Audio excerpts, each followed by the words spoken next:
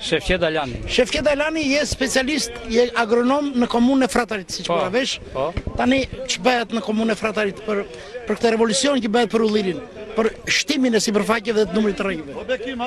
Ka një interes mjaft të madh për të gjithë fermerët e komunës Fratar dhe për 6 fshatra që mbledha e komunë, të paktën për vitin 2010 ka realizuar një mbjellje prej 15.000 rrenjësh.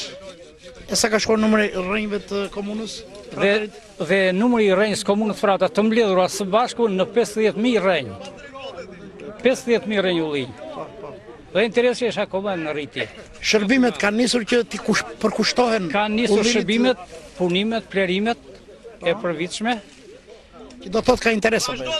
Interes mjaft të madh. Dhe krasitjet, po kështu, dhe janë në përfundim e sipër. Faleminderit juve. Të mira.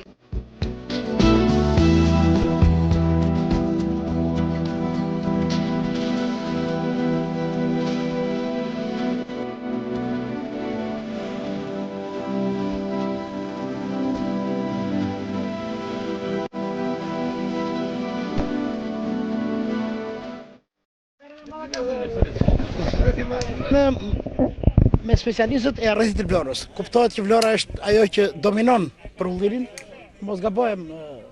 Dhe këtu jemi me përgjegjësin e sektorit këshillmor të Drejtorisë Rajonale të Bujqësisë dhe Ushqimit të Vlorës, zoti Shemsi. Shemsi, ju po bëni një model krasitje, me sa duket keni gjetur ullirin më të vështirë dhe pak më të dobët. Është vërtet, në takonte ne që të merrim edhe përgjegjësinë më të madhe, domethënë. Ishte ulli shumë i vështirë. Ishte i vështirë megjithëse. Kjo për shkakun se edhe më përpara ndoshta nuk është vepruar drejt mbi këtë rrenjë. Edhe krasiti kuptohet i del punë më e madhe, më e vështirë për ta prur në formën, në performancën më të mirë të ulli. E aty ku ka specialistë të mirë dhe punë më të vështira merren. Edhe natyrisht. Kështu që siç e shikoni edhe vet, po mundohen të japin një formë optimale të tillë që edhe ngarkesën ta ruajnë, po edhe degët mos janë të konkurrueshme me njëra tjetrën, me qëllim që edhe drita të futet, po të sigurohet edhe një prodhim. Ashtu siç mendoni për periodicitet të ullirit. Prodhimin periodik. Ashtu siç tham, të lutem rri pak kështu që shërbimet në ulli, shërbimet e kryera korrekte në ulli, a kupton? Synojnë pikërisht për të luftuar atë fenomen që është kryer në fenomen tani, dukuri më para të fenomen tani, të periodicitetit, prodhimit një vit po një vit jo në ulli.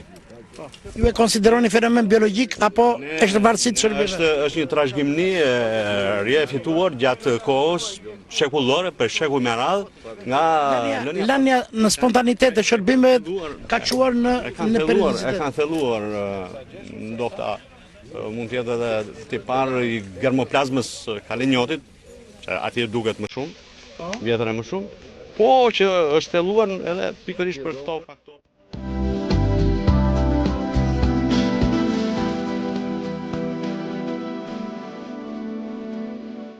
Susi Drejtorisë Rajonale të Bujqësisë të Fierit. Zoti Bekim Beshaj, nga specialistë e njohur pra, i pranishëm drejtë në Apollon, çfarë bëni me këtë krasitë? Çfarë tendence po jepni kurorës ullirit? Në momentin që po flasim, ne po bëjmë një krasitje riformuese dhe prodhuese të ullirit, duke i dhënë këtij formën kupore globoze. Po të shikojmë, ne po trajtojmë sidomos për degët kryesore, shumë shkurtime se sa rrallime të degëve skeletore. Dhe këto na ndihmojnë ne që të ekuilibrojmë masën prodhuese me masën vegetative dhe kurorët të stabilizohet. Ca grani tashmë i njohur tradicionalisht për ullirin, çfarë përqindje, çfarë sipërfaqe dhe numri rrenjësh ka? Cakani sot aktualisht është 200.000 rrenjë me një ritëm mbjellje gati 20-30.000 rrenjë në vit. Ku 80.000 nga këto janë ullinj shekullor dhe pjesa tjetër janë ullinj të krijuara këto 20 vjet e fundit. Pra, ritmet e mbjelljes dhe zhvillimit të ullinjtarisë në Sakra janë me përmasa goxha të mëdha, gjë që tregon përveç traditës tregon edhe një interesim të madh për këtë kulturë, edhe levetinë e madhe ekonomike që ka kultivimi i kësaj kulture. Atëre, pyetja e fundit. Ç'mendoni, si e konsideroni periodicitetin e ullirit? Fenomen biologjik apo i varur nga puna e njeriut? Periodiciteti është një fenomen që normalisht është një fenomen i varur nga shërbimet që i bën kulturës së ullirit. Nga indiferenca e madhe që ka qenë këto vitet e fundit në shërbimet ndaj kulturës së ullirit, ulliri ka hyrë në prodhim periodik.